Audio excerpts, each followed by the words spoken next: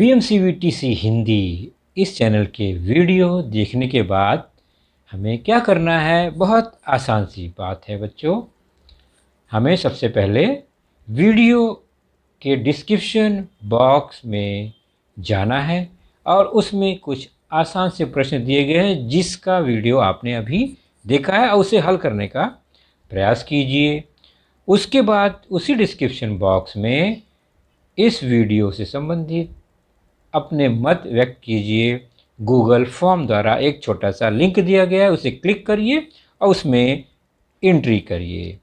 और अंत में जाते जाते हमें इस चैनल को लाइक करना है, सब्सक्राइब भी करना है ताकि आने वाले वीडियो की जानकारी आपको मिलती रहे।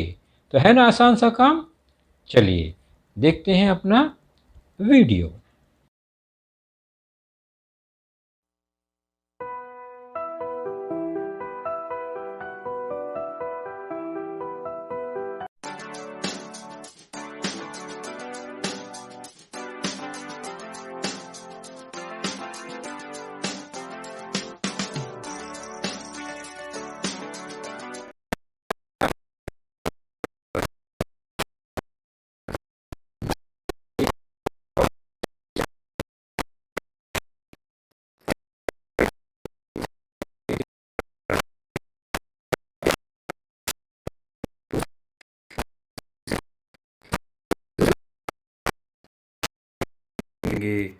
तो आज की चर्चा होगी लेसन नंबर 2 रियल नंबर्स और उसका अगला भाग आज हम देखने वाले हैं। और मैं हूँ आपका वर्चुअल मार्गदर्शक Ajay Kumar Maurya, MCGM virtual classroom Dadar से। तो हमारा आज का टॉपिक अपरिमेय संख्या, इरेशनल।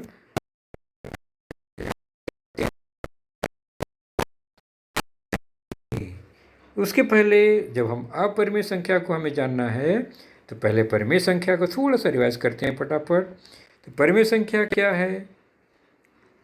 तो प्राकृत पूर्ण पूर्णांक के बाद परिमेय संख्या को हमने जाना जो कि P/Q के रूप में लिखा जा सकता है। वे सभी संख्याएं परिमेय संख्या होंगी जिसमें P कोई एक पूर्णांक संख्या, Q शून्येतर पूर्णांक संख्या होती है। हमने जाना, हमने उदाहरण द्वारा भी देखा कि जिस परिमेय संख्या के Q यानी हर में शून्य हो वह संख्या परिमेय संख्या नहीं होती है। तो शून्येतर परिमेय संख्या होनी चाहिए, शून्येतर पूर्णांक होना चाहिए हर की संख्या। तो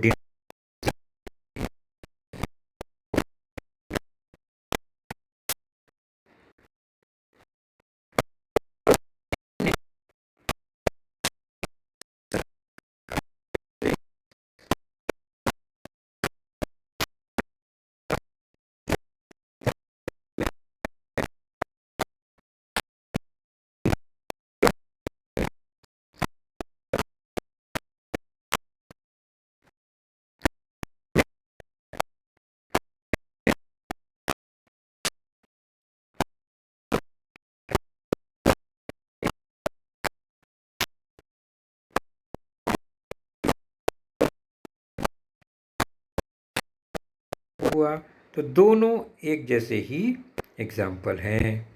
टर्मिनेटिंग खंडित रूप, शांत रूप। आगे बढ़ते हैं। हमने देखा था कि कुछ और भी प्रकार की दशमलव संख्याएं हो सकती हैं।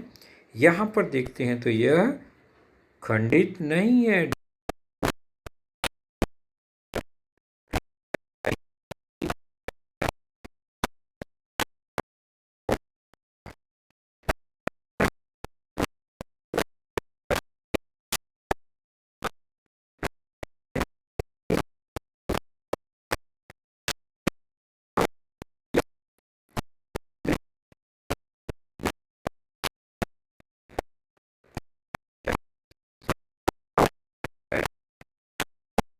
उदाहरण सेप टाइप के हैं, अखंडित और आवर्ती। मतलब यह नॉन टर्मिनेटिंग है और रिकरिंग दोनों ही है। Non terminating and recurring type of decimal fraction. आगे बढ़े तो ये भी जाना कि कोई भी परिमेय संख्या का दशमलव रूप जो है उसको हम अशांत आवर्ती रूप में लिख सकते हैं। अगर वो खंडित है तो उसको हम अखंडित रूप में, आवर्ती रूप में लिख सकते हैं। जैसे कि 12/5, उसका मान आया 2.4, 2.4। 4 खंडित है लेकिन हम उसको 0 0 लगाकर अखंडित कर सकते हैं, असंख्य 0 लगाकर, यानी 0 का आवर्तन होगा।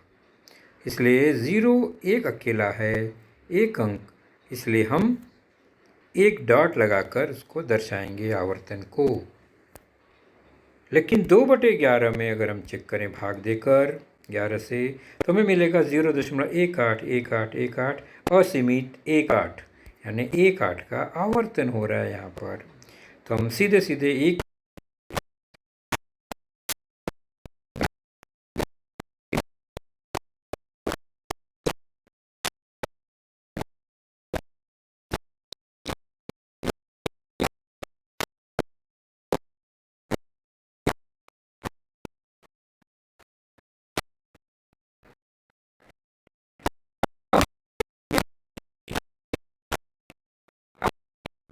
भिन्न, दशमलव भिन्न जो कि अखंडित है, उसको क्या हम P/Q के रूप में लिख सकते हैं।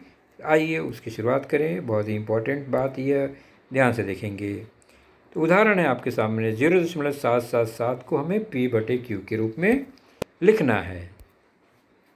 किस रूप में लिखना है? P/Q के रूप में, जो आपको अभी दिखाई नहीं दे रहा है, लेकिन प्रश्न है 0.777 को P/Q के रूप में लिखना है। ऐसे प्रश्नों में सबसे पहले हमें जो दिया गया आवर्ती भिन्न है उसको x मान लेंगे और उसको आवर्तन के रूप में लगा देंगे, लिख देंगे। तो 7 का आवर्तन है इसलिए .7 कर दिया हमने ऊपर। तो ये बन गया x बराबर 0.7 आवर्ती। एक अंक के बाद आवर्ती है, इसलिए इन दोनों उदाहरणों में, यानी दोनों पक्षों में, पहले इसको एक नाम दे देंगे हम x मानकर। उसके बाद एक अंक के बाद आवर्तन है, इसलिए एक जीरो वाली संख्या जो कि एक के बाद यानी 10, तो एक लिखकर 1 0 अर्थात 10 हुआ, क्योंकि एक अंक का आवर्तन है। तो 10 से क्या कर देंगे, दोनों पक्षों में हम गुणा कर देंगे। क्यों? क्योंकि एक अंक का आवर्तन है तो 100 से गुणा, 3 अंक का आवर्तन हो तो 1000 से गुणा। तो यहाँ 10 से गुणा किया और हमें मिला, दशमलव का चिन्ह सरक जाएगा राइट साइड में एक अंक, क्योंकि 10 से गुणा है। 100 से गुणा करेंगे तो 2 अंक सरकेगा, 1000 से गुणा करेंगे तो राइट साइड में वो 3 अंक सरक जाता है। तो सरक के अंत में 7 आवर्ती, क्योंकि आवर्त तो खत्म नहीं होगा, आवर्त तो असीमित है, केवल दशमलव 7 आवर्तन, इसको हम दूसरा नाम दे देंगे। तो 2 स्टेप, एक तो x माना, दूसरा हमने गुणा करने के बाद जो समीकरण वो दूसरा मिलने के बाद दूसरा समीकरण हमेशा बड़ा होगा क्योंकि गुणा से बना है, वो दूसरे में से पहले को क्या करेंगे, घटा देंगे।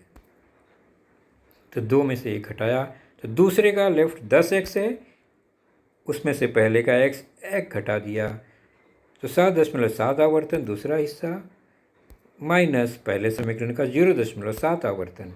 तो दशमलव के बाद आवर्ती संख्या वैसे का वैसे ही रह गई, तो दशमलव के बाद की सारे आवर्तन घट जाएंगे, केवल दशमलव के पहले के जो है वे संख्याएं बच जाएंगी। तो 7 बच गया, 7 - 0 7, और यहाँ 10x - x 9x लेफ्ट में आ गया। हल करने में प्राप्त होगा 7/9, है ना। तो x आ गया 7/9 और x था हमारा 0.7 आवर्तन माना था हमने उसको, तो वह हो गया 7/9। तो ये हमने 0.777 को P/Q रूप में लिखा। इसको करने के लिए हमेशा पहले दिए गए आवर्तन को x मानेंगे, फिर निर्धारित करेंगे कि किससे गुणा करना है, और गुणा करने के बाद दोनों समीकरण में से का अंतर लेंगे, बड़े में से छोटे को घटा देंगे, तो हमें P/Q रूप मिल जाएगा हल करने पर। एक उदाहरण और देखते हैं। 2.514 है, 514 का आवर्तन भी है, तो हमने x 2। ओके, ये पहला समीकरण। अब दूसरा समीकरण प्राप्त करने के लिए क्या करेंगे? पहले गुणा।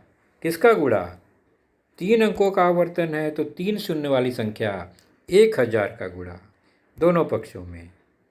और जब 1000 से गुणा होगा तब क्या होगा? दशमलव का चिन्ह 3 अंक आगे सरक जाएगा, 514 के आगे पहुंच गया। और फिर 514 का आवर्तन है, इसलिए वो तो आगे रहेगा वैसे का वैसे ही। कि कई 514 है, खाली 3 सरक के आ गया, बाकी के बच गए। दशमलव के राइट साइड में 514 का आवर्तन, लेफ्ट साइड में संख्या अलग हो गई। अब यह समीकरण 2 बन गया। अब हमारा काम क्या है?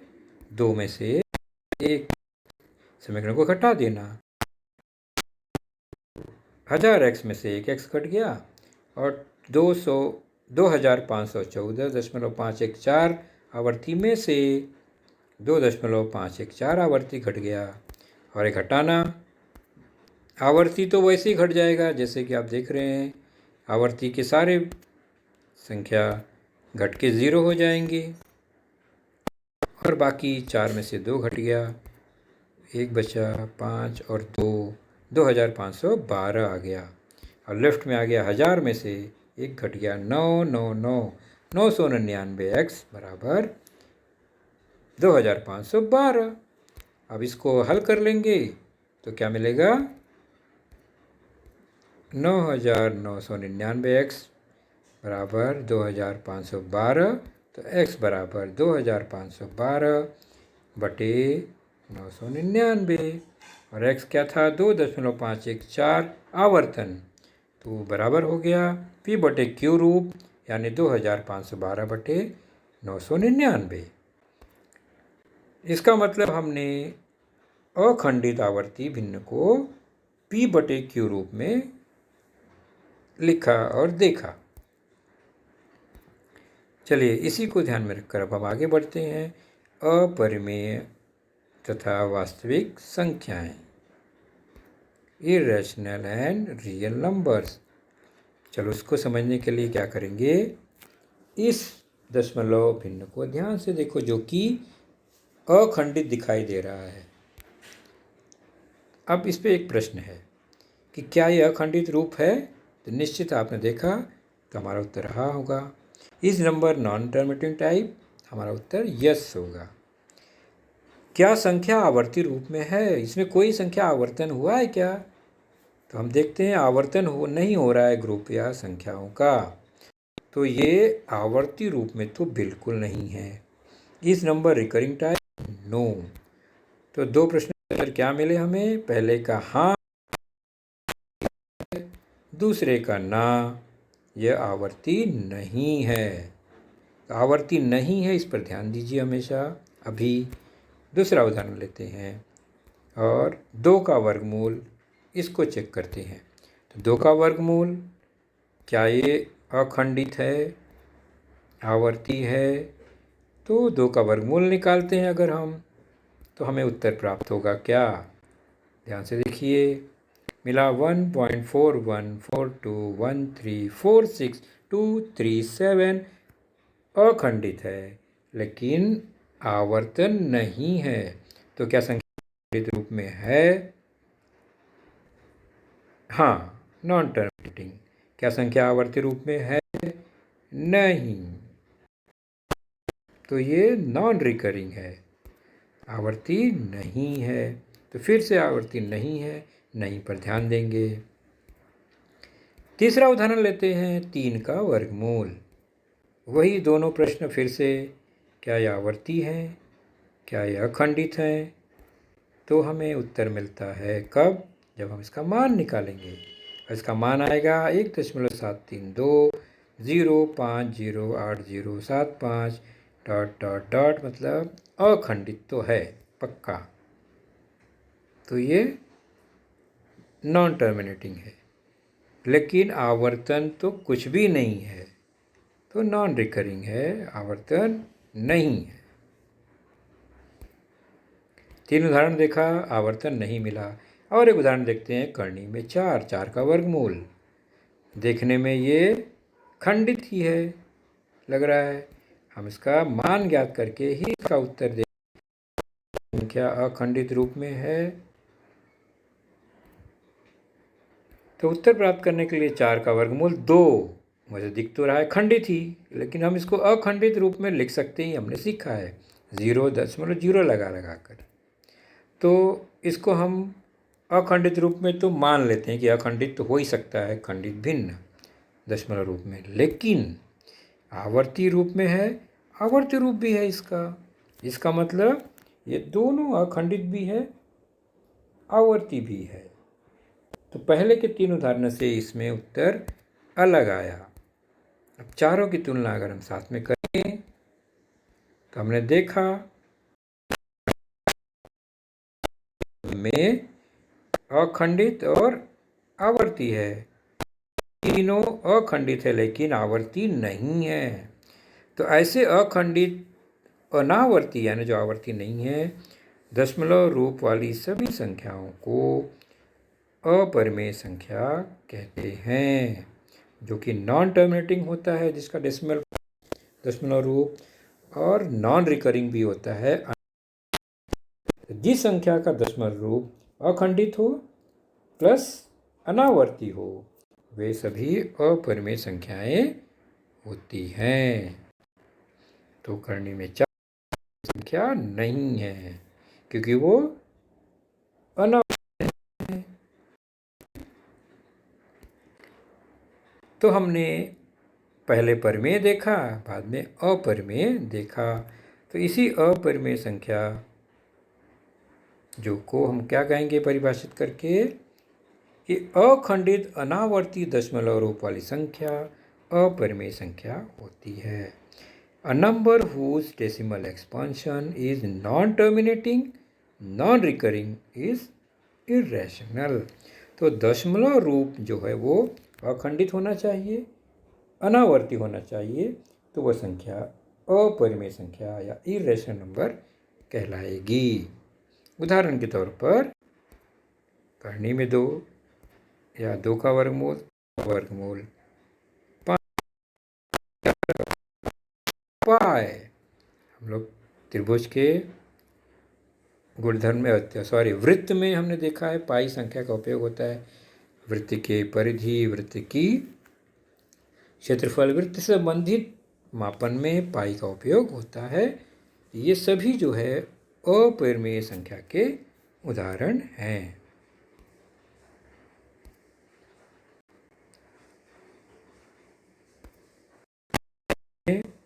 अभी अपरिमेय संख्या देखा जो कि अखंडित और अनावर्ती है। उसके पहले परिमेय संख्या देखा जो अखंडित हो सकता है और आवर्ती होता है। इन दोनों को मिला देंगे, समूह को मिला देंगे, दोनों समूह को मिला देंगे तो जो नया समूह बनता है अपरिमेय संख्या समूह, परिमेय संख्या समूह मिलाकर, उसे हम कहते हैं रियल नंबर, वास्तविक संख्याएं। तो वास्तविक संख्या समूह, अपरिमेय संख्या समूह और परिमेय संख्या समूह दोनों का मिला हुआ समूह है। तो आज की जानकारी बच्चों यहीं तक सीमित रहेगी। अगले में हम अपना ख्याल रखें। Thank you.